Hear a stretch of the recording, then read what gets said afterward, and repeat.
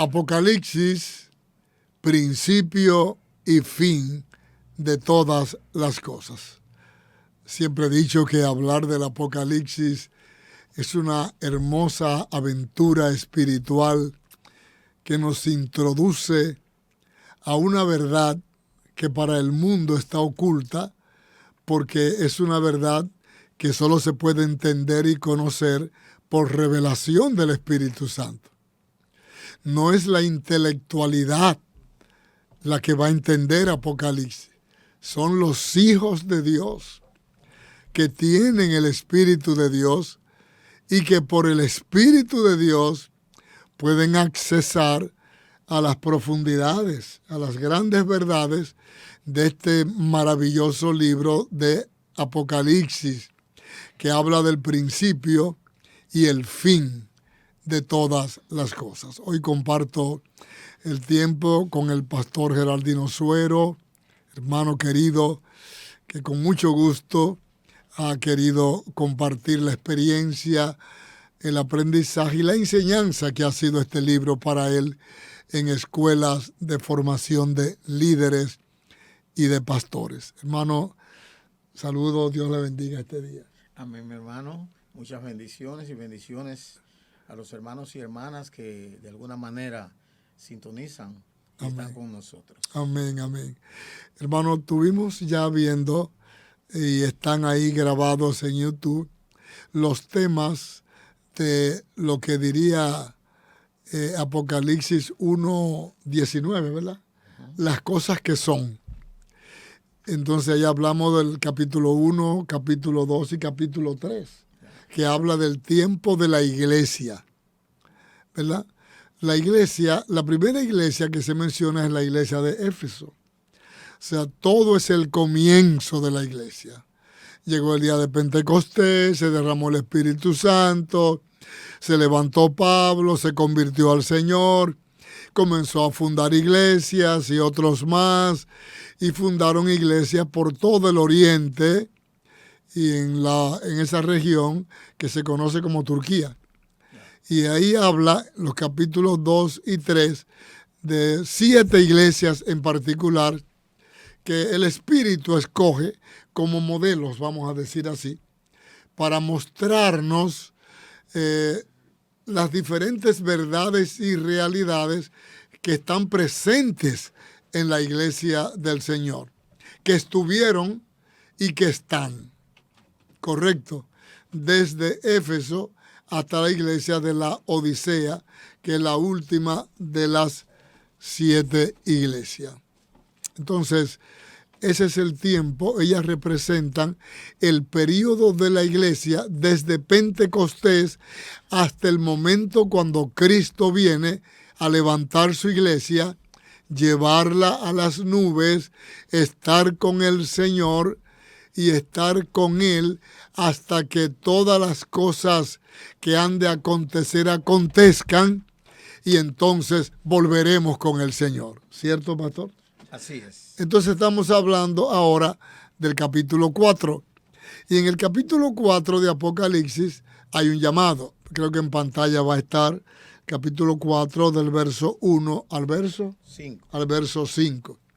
Escribe, se le dice a Juan, es el Señor tratando con Juan. Versículo 1.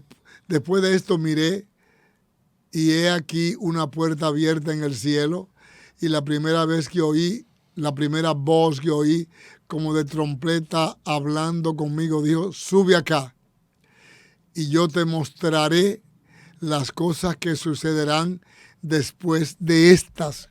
Cuando habla de estas, habla del tiempo presente de la iglesia, ¿verdad? Donde Juan estaba presente y vivo. Claro, porque en el versículo 19, él le dice a Juan: escribe las cosas que has visto, las que son y las que serán después de estas. O sea, es decir, las que serán después de las que son. De las que son. Y las que son en el tiempo que Juan vivió. Es el presente de Juan, que representa que es la era de la iglesia. La era de la iglesia, que se extiende y se extenderá hasta el momento en que el Señor recoja su iglesia, claro, y la llame. Hay un momento en el cual la iglesia sale de la escena mundial, sí, por resurrección y por traslación. Y por traslación. Así es. Los muertos en Cristo resucitarán primero, muertos en Cristo.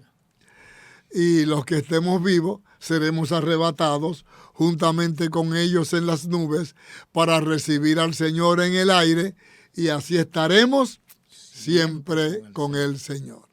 Dice, versículo 2, y al instante yo estaba en el Espíritu. Fue trasladado Juan, fue llevado. Y he aquí un trono establecido en el cielo. Vio el trono.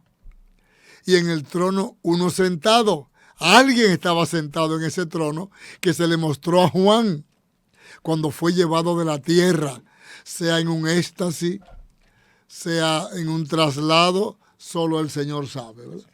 Lo cierto es que fue llevado de la tierra, donde él estaba presente, vivo, ya un anciano, ¿verdad? Así es. Y mire, cuando él llega, dice, y el aspecto del que estaba sentado era semejante a piedra de jaspe y de cornalina, y había alrededor del trono un arco iris semejante en aspecto a la esmeralda. Verso 4 dice, y alrededor del trono había 24 tronos, y vi sentados en los tronos a 24 ancianos, vestidos de ropas blancas, interesante, con coronas de oro en sus cabezas. Y el 5 dice, y del trono salían relámpagos y truenos y voces. Y delante del trono ardían 7 lámparas de fuego, las cuales son los 7 espíritus de Dios. Juan fue llevado a la presencia de Dios, al trono de Dios, porque el Señor le dice, ven y te mostraré las cosas que han de ser después de estas que tú has conocido. Así es. En tu vida natural, como hombre, como discípulo. Ahora yo te voy a mostrar lo que viene. Usted sabe, pastor, déjeme hacerle esta acotación.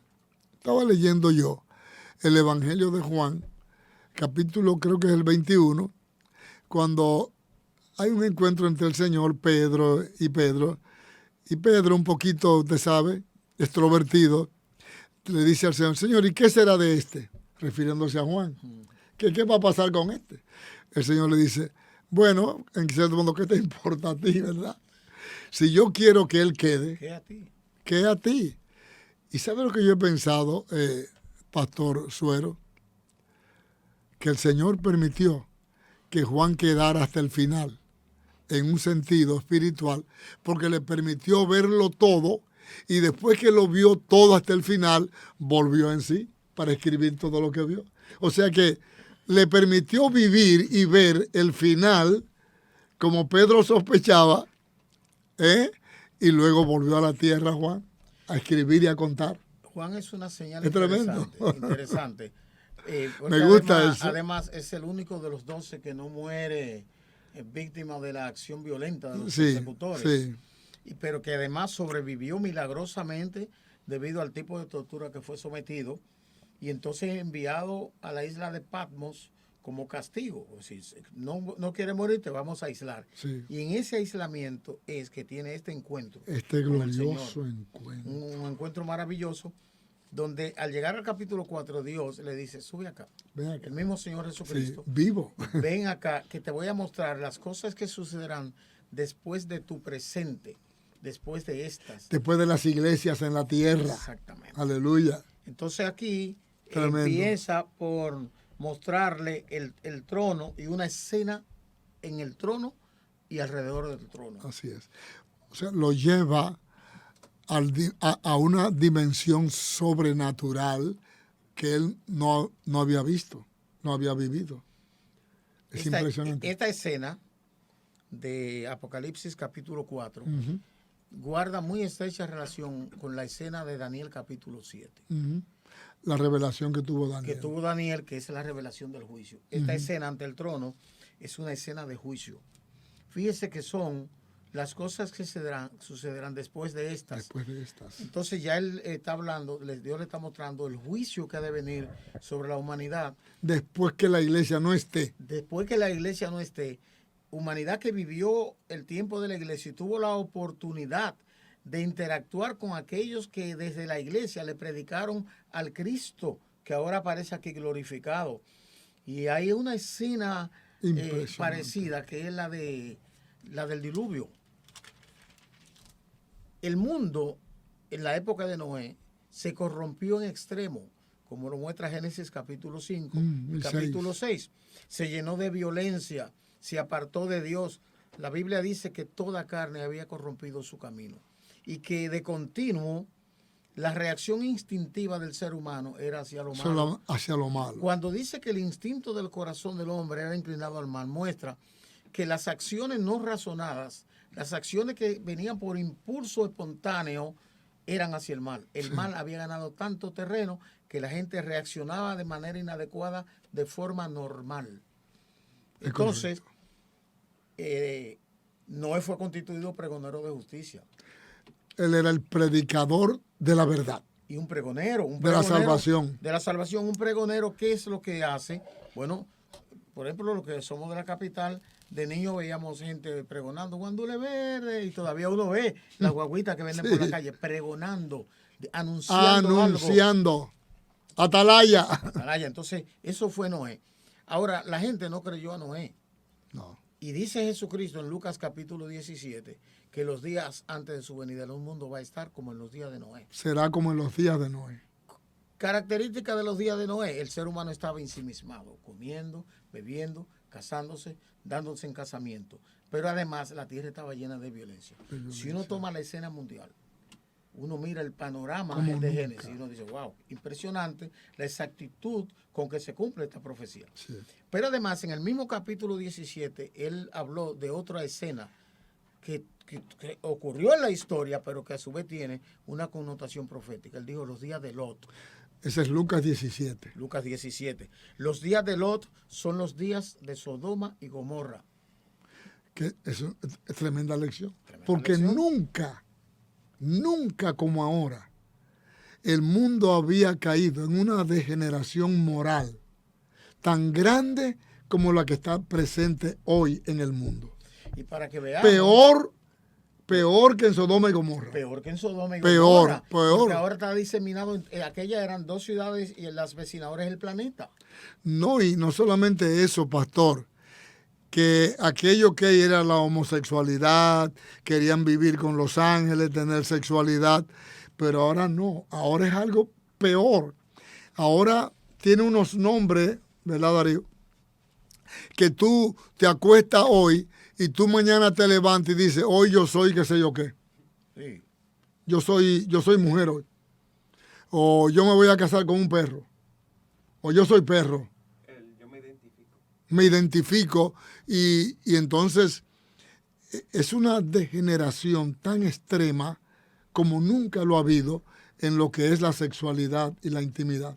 Y es una degeneración, una transformación inversa, contraria al orden de Dios, contraria a la lógica, al buen juicio y al sentido común, que ha entrado a los grandes círculos de poder a escala global. Ya no es una situación individual, sino que los centros de poder, los centros globales de poder, han asumido eso. Claro, y lo patrocinan. Lo patrocinan y lo financian y pretenden imponerlo desde las escuelas. Desde las escuelas y a los gobiernos, para que se editen leyes. En esa dirección. Sí, en esa dirección. Entonces, el mundo va, como dice la profecía bíblica. Sí.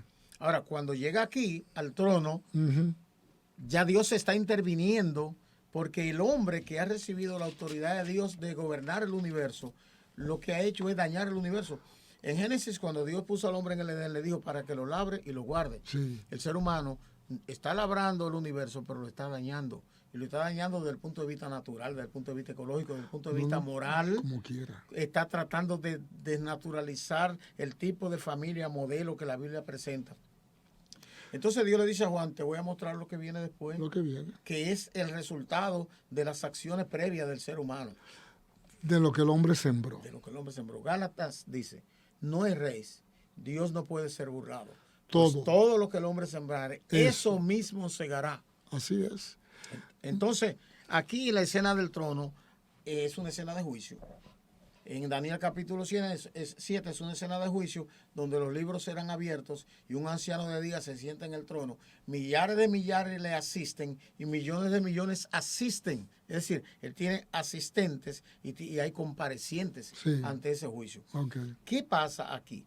El ser humano llega al punto de la visión, el sueño de Nabucodonosor de la imagen, cuando una piedra cortada no con mano le da a la imagen en los pies y los vuelve añicos. Lo desmenuza. ¿Qué es esa imagen? Es la estructura de los sistemas humanos. Los gobiernos humanos. Los gobiernos humanos. ¿Por qué el Dios del cielo interviene en la historia humana como para cambiar las cosas de manera soberana? Porque el ser humano, pastor, hecho a imagen y semejanza de Dios, dotado de sabiduría inmensa en todas las áreas, mediante esa inmensidad de sabiduría no ha acertado a conocer a Dios. Se corrompió. Y no ha querido aceptar la forma que Dios ha establecido para que le conozcan. Entonces se corrompe. Profesando ser sabios, se hicieron necios. Y ahí habla de cómo cambian el uso natural, la mujer por el que es contra la naturaleza. Y el hombre también. Tanto la mujer como el hombre. Tanto la mujer. ¿De dónde viene eso? De la decisión del ser humano de desafiar a Dios, apartándose de Dios y de manera directa diciéndole, tú no tienes nada que ver con nosotros. Yo soy libre de hacer lo que quiera. Yo tengo gobierno sobre mis decisiones y mi voluntad. Eso es mentira del diablo. Eso es mentira. Entonces los grandes centros de poder dictan eso, ellos se autogobiernan, ellos deciden, ellos desautorizan o desconocen la autoridad soberana de Dios. Entonces Dios, de manera sobrenatural, irrumpe en la escena mundial. Le dice a Juan, ven a ver, te voy a mostrar, porque en Daniel, el ángel que le explica a Daniel la visión, le dice, yo te voy a mostrar lo que está escrito en el libro de la verdad. Y a Juan le dicen, ven, que te voy a mostrar lo que va a suceder después. Que es lo que está porque a Daniel no se le mostró todo y no se le dio a hablar de eso. Dios, séllalo, guárdalo, porque esto es para el fin. Era para el fin, porque a Daniel le estaban mostrando esto antes del principio del fin. Y era una cosa que trascendía con mucho a Daniel. Incluso trascendió a Juan, pero fue cuando llegó el inicio de la plenitud del cumplimiento del tiempo. Dios llama a Juan y le muestra la escena del planeta. Ahora, este capítulo 4, según veo, a Juan se le muestra también una adoración, una sublime y santa adoración en el cielo, que va a ser el estilo de vida del cielo, adorar al Señor. Estos 24 ancianos, se han dicho muchas cosas de ellos, ¿verdad? Yo he leído también, y usted hemos leído, que estos 24 ancianos representan las 12 tribus de Israel, los que se conviertan de ahí, y los 12 apóstoles, que son los portadores del mensaje de la gracia y de la salvación por la fe, que ambos representan al Antiguo Testamento y al Nuevo Testamento. ¿Qué le parece? Sí, esa es una interpretación. Es una interpretación. El mundo hermenéutico está dividido mitad a mitad.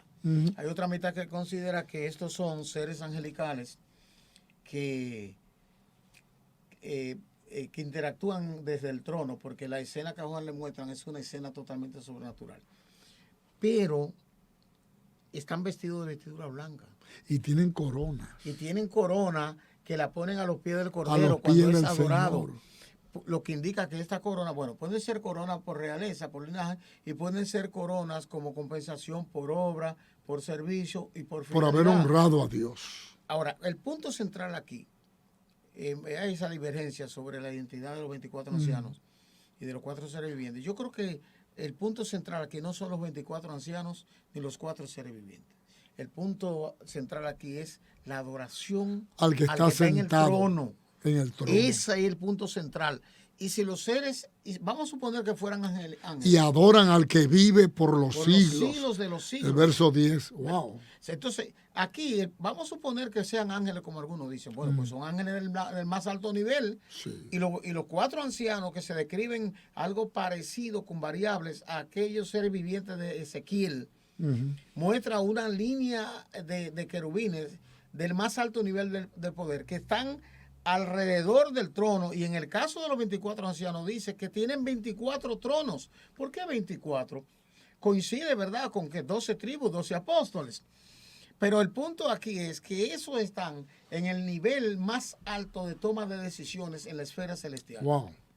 El nivel más alto. Es decir, que lo que se está decidiendo aquí, no hay nadie que lo detenga. Seres angelicales de alto nivel comienzan a intervenir en el curso de la historia de la humanidad para determinar que va a pasar lo que Dios dice que va a pasar, y no habrá más tiempo para ninguna otra cosa. Como usted dice, hay, en el cielo hay niveles de autoridad. Hay niveles de autoridad. Hay niveles, por ejemplo, usted tiene al arcángel Miguel. No, eso no es un ángel cualquiera. No, y la Biblia menciona, dos arcángeles por sus nombres, sí. Miguel y Gabriel. Miguel y Gabriel. En los libros apócrifos se menciona un tal Rafael. Esos libros son deuterocanónicos, pero en la Biblia se menciona, en los textos aceptados como inspirados, de manera universal, se menciona a Gabriel y a Miguel. Lo que podría ser que haya otro también con nombre, pero no lo dice. No lo dice la Biblia. Ahora, ese Miguel, según Daniel, es uno de los principales príncipes y lo define como alguien que está de parte del pueblo de Israel. Que cubre a Israel. Ahora, cuando habla de Gabriel, al cual también menciona Daniel, y lo menciona Apocalipsis, sí, y lo menciona Lucas, los evangelios. Lucas, cuando él va donde María a hablar, sí, él le dice, yo soy Gabriel, que estoy delante de Dios. Y esto es una cosa extraordinaria, cuando él dice, el aval de él, la credencial de él, delante no es que él es Gabriel. Dios.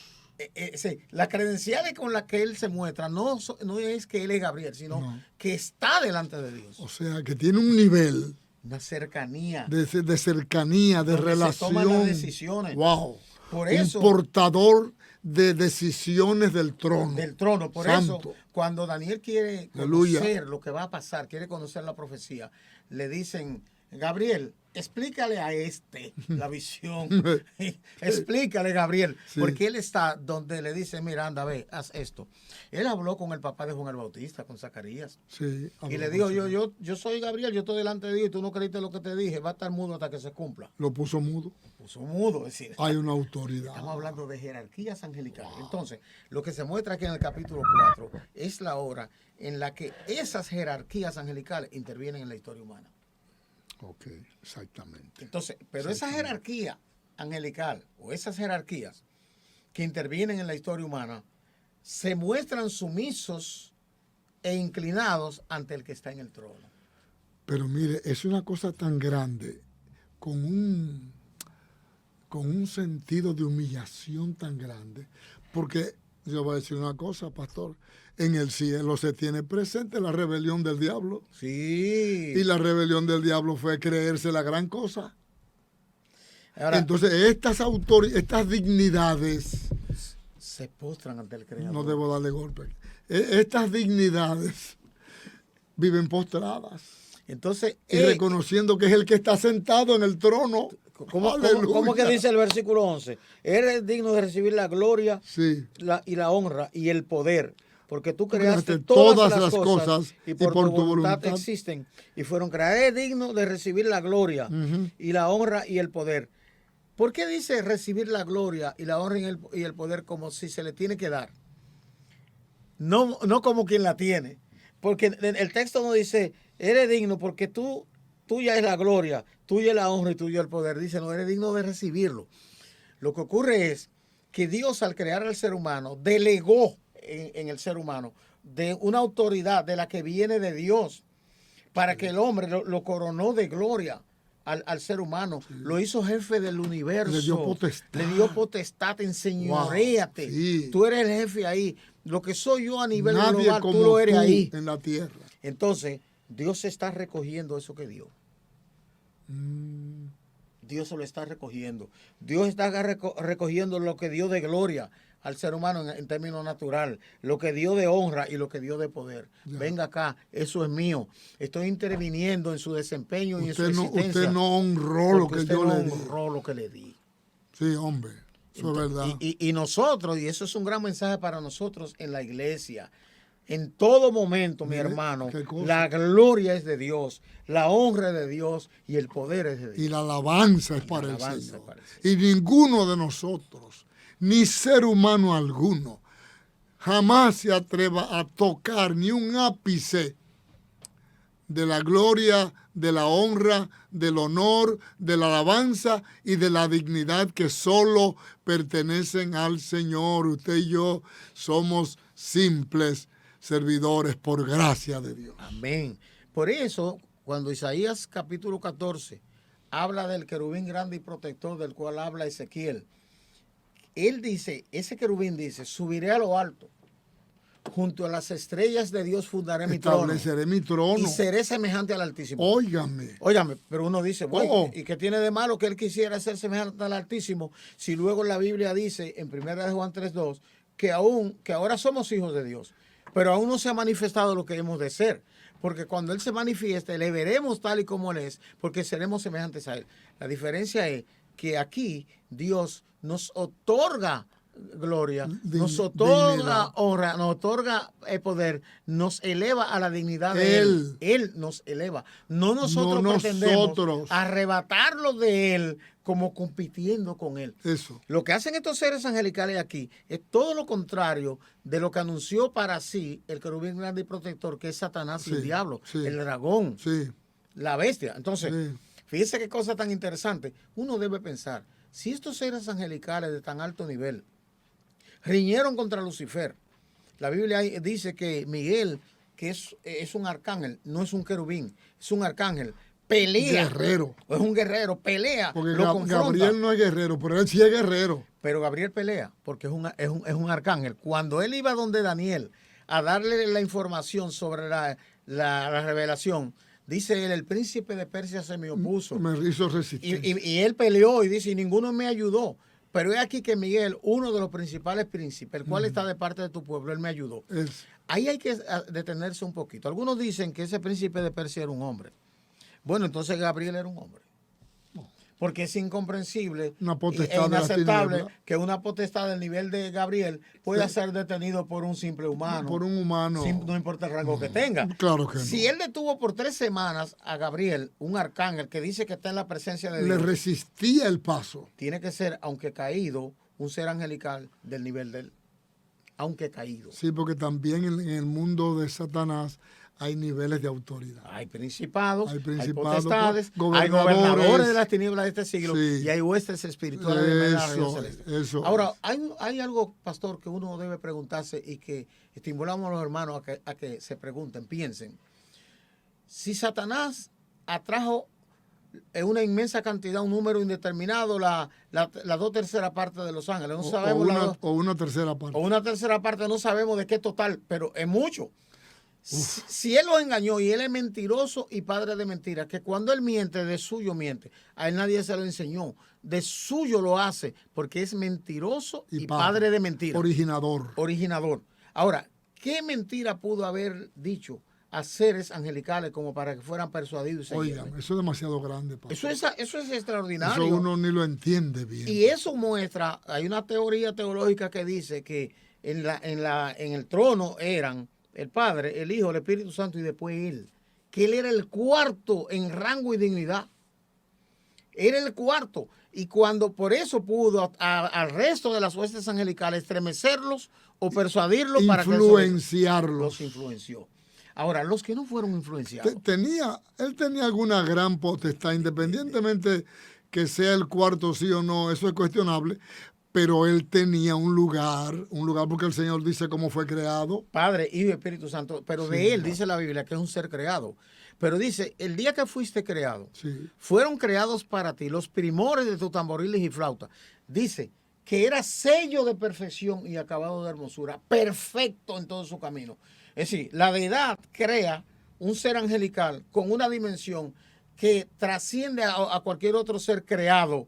Entonces, cuando él está en cuarto, los 3 que le preceden no son creados. Son eternos. Son eternos. Padre, siempre Hijo, existen y siempre existirán. Santo. Entonces, él no. Por tanto, él riñe él tuvo con su un hacedor. principio. Exactamente, y riñe con su hacedor en vez de darle gloria y honra. Ahora, esos seres angelicales... Se le fue a la cabeza. Sí, dice la Biblia dignidad, que a causa de sus muchas contrataciones se corrompió su hermosura. sabiduría. Wow. Era hermoso. Entonces era admirado por todos los otros ángeles. Que el Señor nos libre. Dios nos libre de la soberbia. Aleluya, del lazo aleluya. del diablo de que habla Pablo. Que nos libre el Señor de creernos algo, pastores queridos, pastoras. Cuidémonos. Porque eso es un hilo muy fino. Muy fino. La Biblia habla lazo del diablo. Wow. Era soberbia. Es el pretender asumir la gloria que le toca al que te honró. Y cuando tú te despiertas y sientes que está honrado, gloria a ti, Señor. Tuya es la gloria, tuya es la honra, tuyo es el poder, porque tú eres bueno, porque tú me escogiste, porque tú me llamaste, porque tú me amaste, gracia. Por tu gracia. Wow.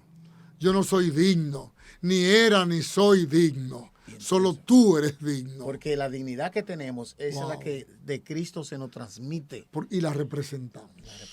Ahora, esos seres angelicales que no fueron engañados por él y que no fueron, ¿cómo reaccionaron? ¿Cómo pudo haber sido la confrontación de estos seres que están allá?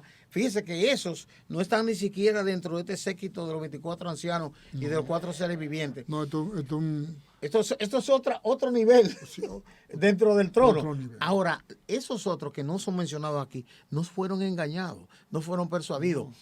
¿Por qué Miguel riñe con él? Dice la Biblia que cuando Satanás quería tomar el cuerpo de Moisés, Judas, el libro de Judas, Miguel peleó con él y lo confrontó, sí, y lo resistió. Y le dijo que el Señor te reprenda. Wow. Ahora, hay un ángel que se menciona en Zacarías que hace lo mismo. Cuando Satanás estaba delante del ángel y estaba Jehová ahí, y Satanás fue a acusar al sumo sacerdote Josué. Estaba ahí para acusarlo, y el Señor no le escuchó las acusaciones. Le dijo: tú no sabes que ese es un tizón arrebatado del fogón. El Señor te reprenda, Satanás. Wow. Y eso es una señal interesante a propósito, hermanos, de que estamos viviendo tiempos proféticos. Sí. No preste su oído a escuchar palabras inadecuadas sobre hombres y mujeres de Dios. Wow. Wow. Aunque usted lo vea con vestiduras viles. Wow. Aunque usted lo vea caído, llévese de lo que dice Gálatas 6:1. Restáurele con espíritu de mansedumbre. No preste su oído a las cosas que dañan. Ni se convierte en juez. No. Trate de restaurarlo. Y si usted no tiene acceso físico para interactuar y restaurar a esa persona, ore, doble su rodilla e interceda. Y Dios ve eso. Y Dios ve eso. ¿Qué hace Dios entonces? Restaura al sumo sacerdote, le pone vestiduras nuevas y le dice: mira, te he restaurado, no vuelva a hacerlo indebido. O sea, gloria a Dios. Gloria a Dios. Gloria a Dios. El que dice que está en él debe andar como él anduvo. Amén. Ahora, amén. Miguel y Satanás, Gabriel y Satanás y los demás ángeles no comulgan. No hay manera, por usar un dominicanismo. Esto es un dominicanismo que voy a usar ahora. Sí. No está en la Biblia. No hay forma de que Miguel y Satanás se coman un plátano juntos. Nunca.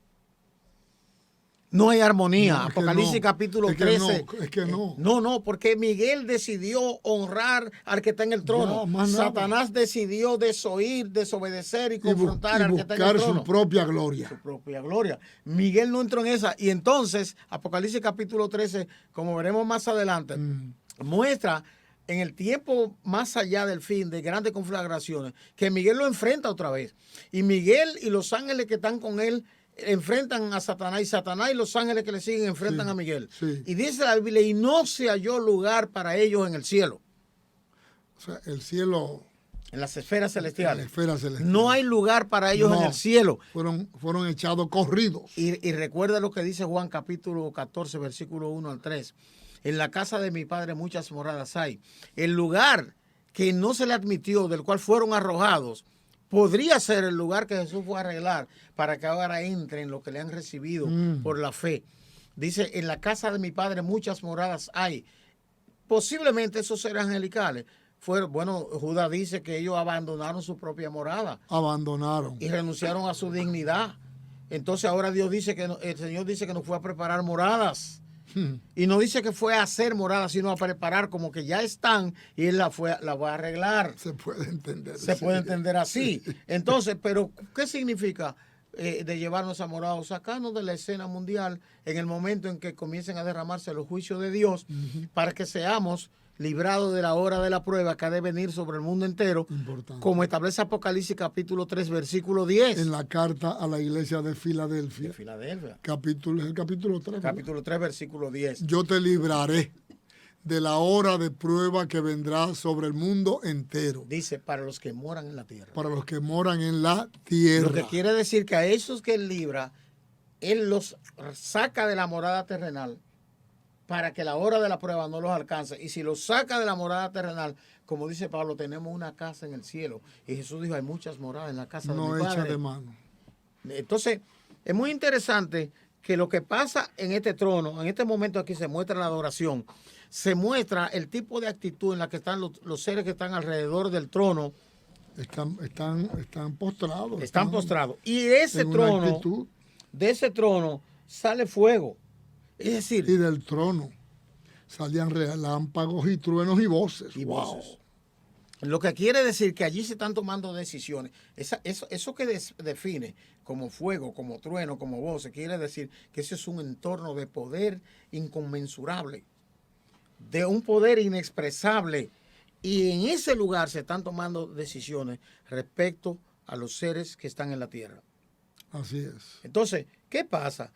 Que cada uno de los seres, de los 4 seres vivientes, tenía 6 alas y alrededor, capítulo 4, versículo 8 de Apocalipsis, y por dentro estaban llenos de ojos y no cesaban día y noche de decir, Santo, Santo, Santo es el Señor Dios Todopoderoso, el que era, el que es y el que ha de venir. Aleluya. Ahora, ese es Jesucristo. Ese es Jesucristo. Jesucristo. Ese es Jesucristo. Fíjese que en la adoración que se está dando al que está en el trono hay un espacio para adorar al Cordero. Wow, qué hermoso eso. Hay una relación tan estrecha entre el Hijo y el Padre que la Biblia dice que en Él habita, en el Hijo, corporalmente, toda la plenitud de la deidad.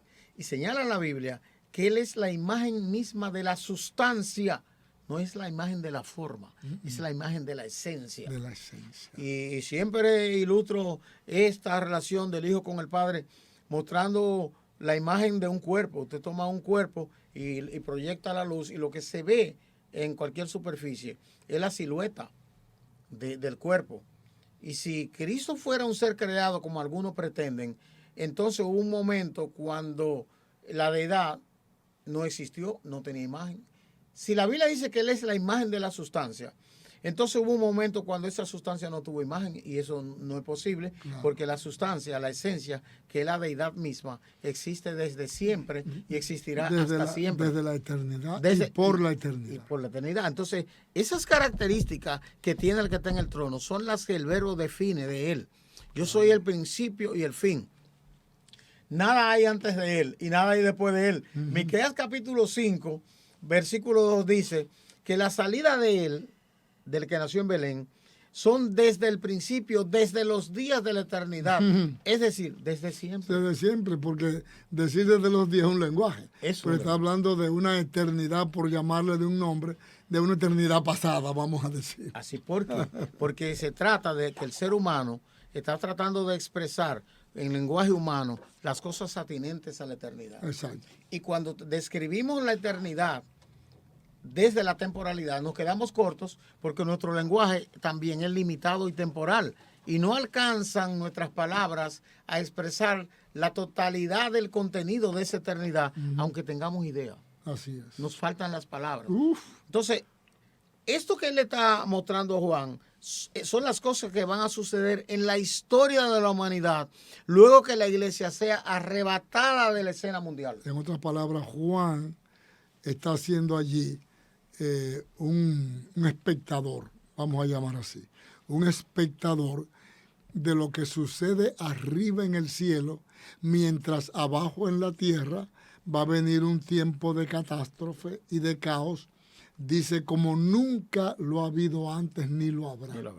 Y Juan en este capítulo 4 es llevado a contemplar la grandeza del cielo, la honra, la adoración, la alabanza de los seres creados que están allí para honrar, exaltar, glorificar al Señor, a los cuales se une la iglesia levantada de la tierra para estar siempre en la presencia del Señor. Vamos a escuchar una canción, ¿le parece bien? Sí, muy bien. Y entonces vamos ya luego a terminar esta parte.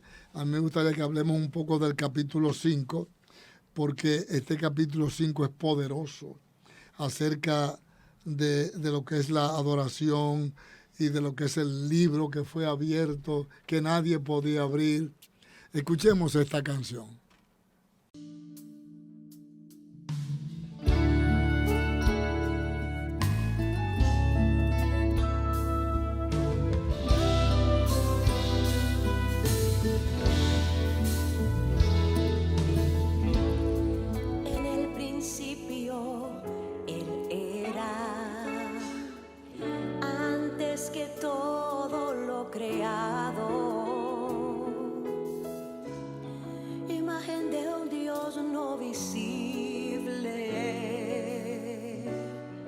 Primogénito amado, manifestado en carne, justificado en espíritu,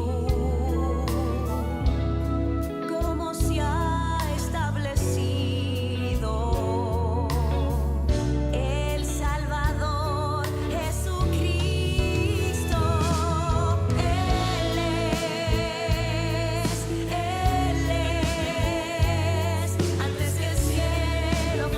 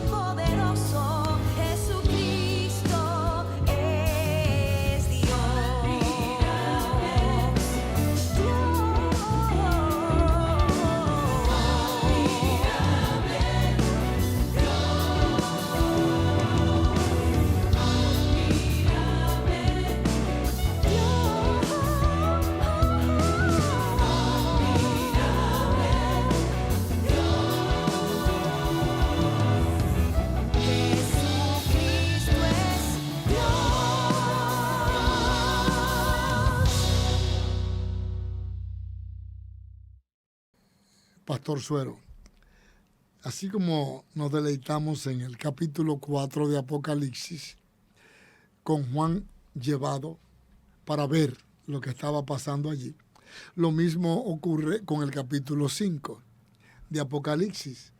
Y este capítulo 5 habla de una exaltación impresionante, pero habla de un libro. Y un libro que no pudo ser abierto por nadie, dice. Y vi en la mano derecha del que estaba sentado en el trono, se refiere al Señor. Sí. Un trono es un libro escrito por dentro y por fuera, sellado con 7 sellos.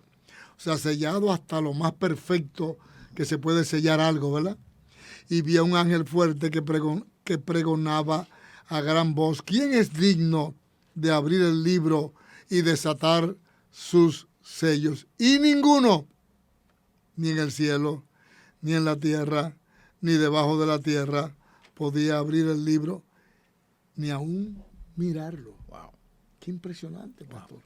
Fíjese, el capítulo 5 de Apocalipsis es una continuidad del 4. Sí. Es en la misma escena del trono que Juan ve lo relativo al libro y la manera como está estructurado y los sellos que lo protegen. Sí.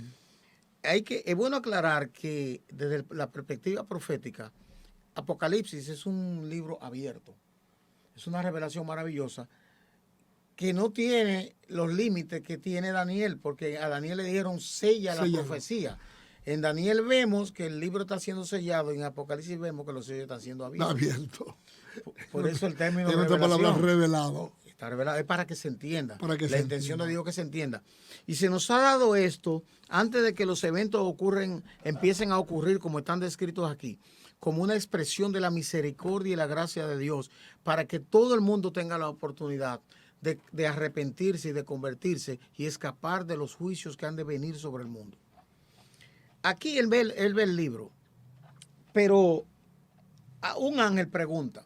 Esa pregunta abarca todos los tiempos, porque ninguno, ni en el cielo, ni en la tierra, ni debajo de la tierra, es como decir, ni antes, ni durante, ni después. No se halló a nadie digno de abrir el libro. Pastor, pero no solo no había dignidad para abrirlo, ni siquiera para mirarlo. Para mirarlo. Wow. Porque el libro contiene todo el calendario de los eventos que han de suceder en el mundo. Cuando Gabriel empezó a explicarle a Daniel, le dijo: yo te mostraré lo que está escrito en el libro de la verdad. Pero nadie ha accesado ahí. Le dijeron a Daniel: sella eso, aguántate. Además, tú no lo vas a entender, papá. No lo vas a entender. Ahora, ¿dónde está el punto central y gravemente importante de lo que se dice aquí? Digo grave porque Juan dice que cuando fue pregonado el desafío y el llamado y la pregunta de que quién era digno. ¿Quién es digno de abrir el libro y desatar sus sellos? Entonces nadie aparece. Nadie. Silencio. Bueno, pero uno podría enumerarlo. Wow. ¿Era digno a Adán? No. ¿Fue digno Abel? No. ¿Fue digno Set? No. ¿Fue digno Abraham? No. ¿Fueron dignos algunos de los patriarcas? ¿Fue digno Moisés o Elías? Nadie. Entonces dice, eso es grande. Cuando uno mira la página de la historia de la nación de Israel, hombres de Dios, luminarias. Abraham, padre de la fe. Elías, junto con Moisés, modelo profético. Pero ninguno fue hallado digno. Entonces, Juan dice que él lloró porque se supone que un judío viendo esto diría: bueno, Moisés o Elías o el padre Abraham. O Josué, que detuvo el sol, la luna y las estrellas. Tampoco. Y tuvo el privilegio de repartir la tierra como Dios había prometido. Sí. O Samuel, un profeta cuya palabra nunca Dios dejó caer. Nadie fue hallado digno. Entonces viene el llanto. Y entonces, el verso 5. El versículo 5, uno de los ancianos me dijo: no llores. Tranquilo, Juan. Uno de los ancianos, o quiere decir uno de los 24. De los 24 ancianos. No llores. He aquí que el león de la tribu de Judá, la raíz de David ha vencido para abrir el libro y desatar sus 7 sellos. No para desatar uno o algunos, los 7 sellos. Ahora, es importante aquí que él lo presenta como la raíz de David. Porque la raíz de David es la simiente de Abraham. Sí. Porque recordemos que el pacto que Dios Es hizo el con pasado Abraham, de David. el pacto que Dios hizo con Abraham es un pacto determinativo, porque determina una serie de pactos que son como pacto con destello de ese, que a su vez tiene destello del pacto que Dios hizo con Noé cuando salió del arca, que Dios lo llama pacto perpetuo. Perpetuo. Ahora, el pacto que Dios hace con David es un pacto incondicional como el que hizo con Abraham. Y a David y en los descendientes de David como descendientes de Abraham, Dios está ratificando la promesa que le había dado a Abraham. Es así porque cuando Salomón peca, Dios le dice, le lo voy a quitar del trono, pero por amor a David voy a dejarle una raíz. Por el pacto. Por el pacto. Porque el pacto es incondicional y se basa en la propuesta de Dios, que es el soberano. No fue una propuesta de David a Dios, ni una propuesta de Abraham a Dios. No. De la voluntad de Dios. Ahora, de la soberanía. De la soberanía. Ahora, cuando habla de la raíz, coincide con lo que dice Gálatas, que Cristo es aquella simiente, aquel vástago de David, en quien se cumplen las promesas que fueron dadas a Abraham y a su simiente. Por tanto, y esto lo digo con todo respeto y cariño para los hermanos que piensan que hay que ser judío para salvarse, los llamados hermanos del movimiento hebraico. Eso da pena.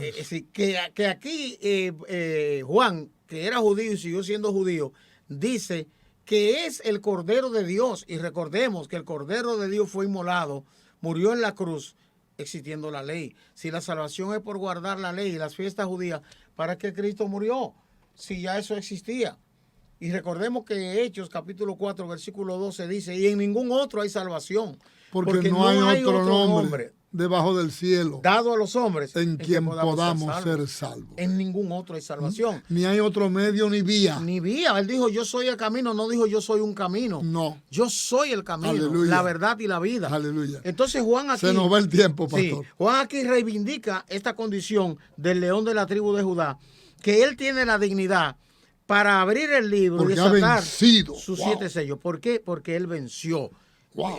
Volveremos sobre esto porque vamos a hablar de lo que sucede en el capítulo 6 cada vez que son desatados los sellos. Sí. Hay que explicar eso para que la gente sí, sepa. Porque son los mismos sellos que van a ser desatados en el capítulo en el 6 discurrir del Apocalipsis y de los tiempos de la gran tribulación, ya la iglesia ausente del mundo. Pero esto es para que la gente esté pendiente que aún hay tiempo para alcanzar la salvación. Todavía. Que es por la fe en Cristo. Todavía. Que estos eventos van a suceder y va a llegar un tiempo en el que a usted le va a ser difícil aprovechar y tener la oportunidad que está teniendo ahora. Por no decir imposible. Hoy es el día aceptable, hoy es el día de salvación. Hoy. Si usted escucha la palabra hoy, vaya a una iglesia donde le enseñen la palabra. Acérquese a Dios, busque de Dios, ore, lea la Biblia. Santo. Porque el tiempo se está acabando. Rápido. Y cuando llegue la época de estos acontecimientos, hermano mío, si ahora es difícil, en aquel tiempo será casi imposible. Casi imposible. Así es, pastor. Yo creo que Apocalipsis se nos abre y vamos a hablar de los sellos, porque la raíz de David, el león de Judá, abrió el libro y desató sus 7 sellos. Y de eso vamos a hablar más adelante. Seguimos con Apocalipsis, principio y fin. Dios les bendiga. Es una alegría, un gozo poder abrir un libro tan emocionante como Apocalipsis y ir llevándolo paso a paso. Y usted verá que usted va a aprender mucho. No lo va a aprender todo, porque yo creo que nadie lo sabe todo. Amén. Apocalipsis es un libro demasiado, pero vamos a aprender lo que necesitamos aprender, conocer lo que necesitamos comprender para hacer lo que nos toca hacer antes de que sea tarde. Dios les bendiga. Bienvenidos a este estudio de Apocalipsis.